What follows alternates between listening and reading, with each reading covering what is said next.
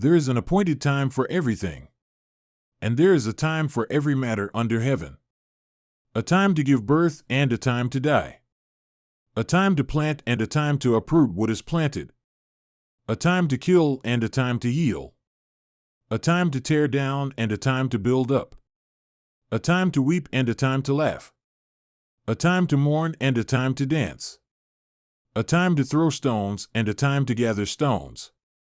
A time to embrace and a time to shun embracing. A time to search and a time to lose. A time to keep and a time to throw away. A time to tear apart and a time to sew together. A time to be silent and a time to speak. A time to love and a time to hate. A time for war and a time for peace. What advantage is there to the worker from that in which he labors? I have seen the endeavor which God has given the sons of men with which to occupy themselves. He has made everything beautiful in its time.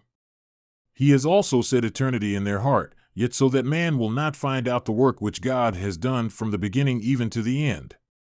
I know that there is nothing better for them than to be glad and to do good in one's lifetime. Moreover, that every man who eats and drinks and sees good in all his labor, it is the gift of God.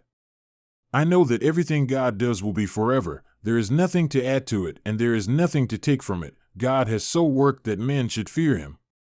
That which is has been already, and that which will be has already been, yet God seeks what is pursued.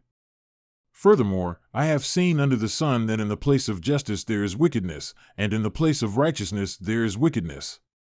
I said in my heart, God will judge both the righteous man and the wicked man, for a time for every matter and for every work is there.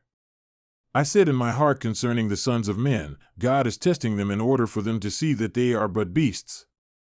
For the fate of the sons of men and the fate of beasts is the same fate for each of them. As one dies, so dies the other, and they all have the same breath. So there is no advantage for man over beast, for all is vanity. All go to the same place.